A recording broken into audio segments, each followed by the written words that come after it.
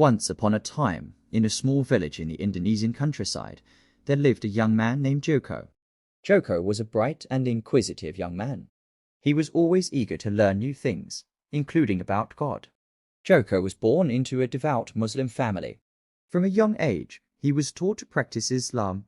However, as he grew older, Joko began to wonder about God. He wanted to know, is God really real? Joko began to search for the answer to his question. He read religious books, asked scholars, and even traveled to various holy sites. However, all of the answers he received did not satisfy him. Joko felt that the God he was looking for was not a rigid and rule-bound God. He wanted to find a God that was alive and full of love, a God that was always with him, and that always bestowed unlimited power upon him. One day, Joko was walking through the forest when he met an old man. The man was a hermit who had long lived in isolation. "Greetings, young man," the man said. "Are you looking for something?" Joko nodded. "I am looking for God," he replied. The old man smiled. "God is within you," the man said. "God is the source of all things, including love, compassion, and strength.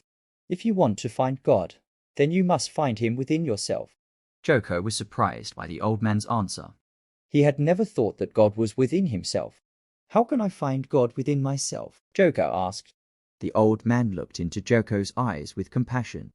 "You must listen to your conscience," the man said. "Your conscience will guide you to God." Joko returned home with his mind racing. He didn't know if he could believe the old man's words. However, he decided to try. Joko began to listen to his conscience. He began doing things that made his heart happy.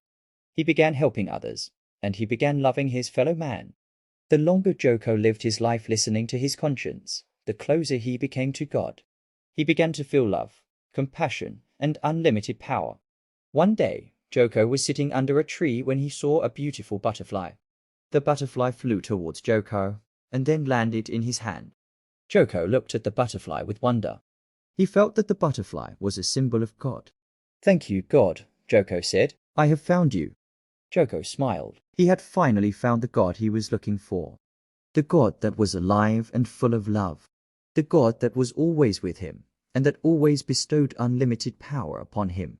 Moral of the story: the God that Joko was searching for was actually within himself.